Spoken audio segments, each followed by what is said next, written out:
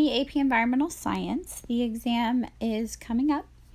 Let's go through. If you're in my class, you should be familiar with this yellow sheet, and I highly suggest you look at it. If you don't have a yellow sheet, you can go to the AP College Board website, look up course description. You can just put it in a search engine, AP Environmental Science course description. Go here, click on it, and look at each of these individual pages. That's what it is. It's the enduring understanding, the learning objectives, and the essential knowledge on those pages. So we're going to go through, we're going to look at the first few of them. So the very first topic, 1.1, is about introduction to ecosystems. That ecosystems are the result of biotic and abiotic interactions, which means living and non-living things interacting, and explain the availability of resources. So we really want to be looking at resources and how species interact. So the first thing is the predator-prey. So go to your favorite search engine and type in predator-prey, and here's what we're talking about is looking at these cyclical graphs. You can see that the predators lag behind a little bit, that the prey population will grow high exponentially until the predator population catches up, that it's not a very even line, that it's a lot of ups and downs, but the predators are the ones eating the prey.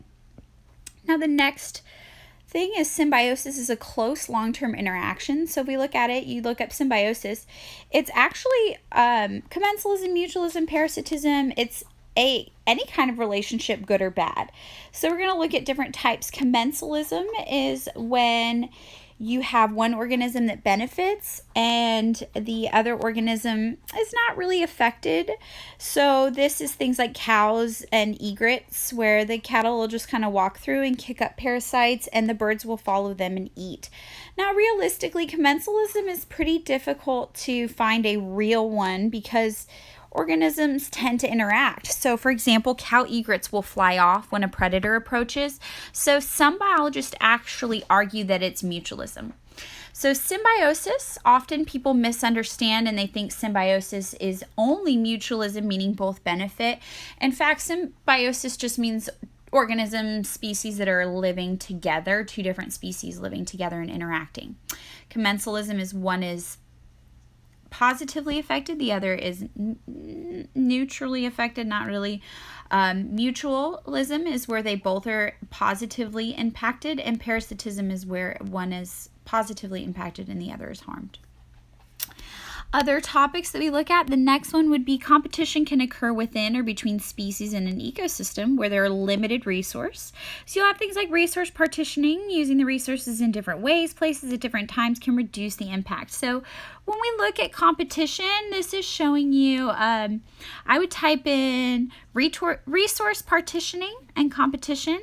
So you can see that all of these organisms can be living in the same place, but have different niches in which they're able to utilize either different parts of a plant or they eat in different areas. Typically, it ends up being food partitioning, but it can be any type of resource that they might need, like water, etc.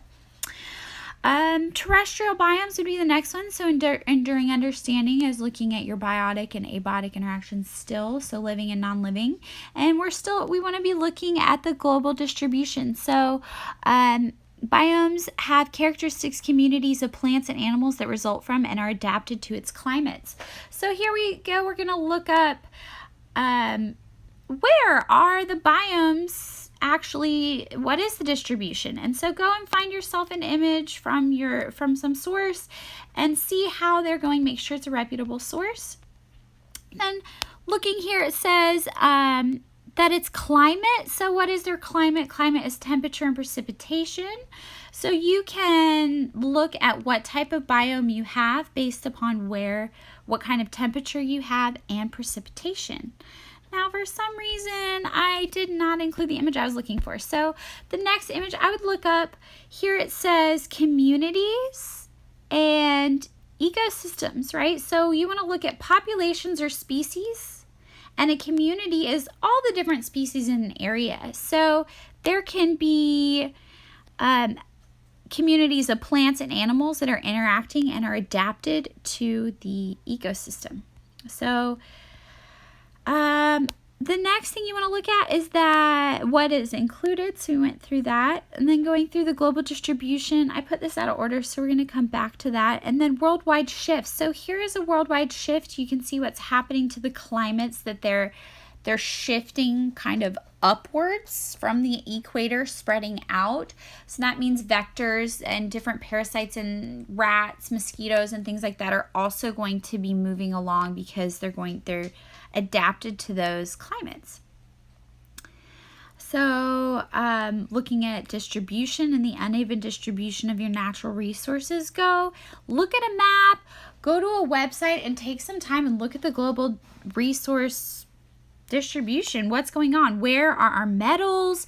Where is our stuff? And take a minute and just kind of look at it and say, okay, like I didn't really know how much and where these materials really are. When you take a minute and you look at it, where are cities in relation to where these mineral deposits are? And where is our wealth in relation to where these mineral deposits are? Those are questions to ask yourself. Go through what are our resource use by country and which countries are using the most. Now, technically, it's your turn. So I went through the first couple. You have some different topics. Go through them. You have the whole guide. You, as a class, have done it together. So go online and look at what you have done and take a minute and say, okay, what do I really need to work on and how can I improve? I suggest that you go through and review about 2 full topics a day until the exam. You have 7 topics that you did. That'll get you 3.5 days. Then you still have another day to study. So just make sure you review everything again because you don't want to go rusty. What should you be doing? Keep practicing. I gave you a schedule. Follow your schedule. But I suggest you do your 2 FRQs at a time. You're getting close enough to the exam. Ramp it up. Do 2 every day. Analyze where is your growth area. What is stuff you didn't know? And then go look at that on your yellow sheet or on that course description and say, okay, so on my yellow sheet, oh, you know what? I really didn't understand carbon cycling. So I want to Google carbon cycling, or I want to use a resource engine. I don't care which site you use. I want to go to carbon cycle between photosynthesis and cellular respiration of living things. And you want to search that and you're going to spend a little more time on it. Remember that you really want to go to the chief reader's report and see what were the misunderstandings and misconceptions and how do you clarify those. And take your time. Watch Bozeman videos if you need to and reach out and email your teacher. Your exam is Monday, May 18th. Go to the College Board website, double check everything, but you got this. Take a minute and have fun. So I thought this would be kind of fun. I know other teachers doing it, so I drew a picture of my family. You can cut us out or cut yourself in, put a picture of you studying so we can see you, and send it to me so I know that you're working and you're safe and you're having fun. And just relax. You got this. Just go through and say, what are areas I really need to grow on? You're not going to be... no one's really going to get 100% on this. So stay calm. I mean, I guess some people do, but really just stay calm. You're looking for what are the main concepts? What are the questions they're asking you? What are the words they're saying? Are they saying describe? Are they saying detail? Identify? What do they want you to do?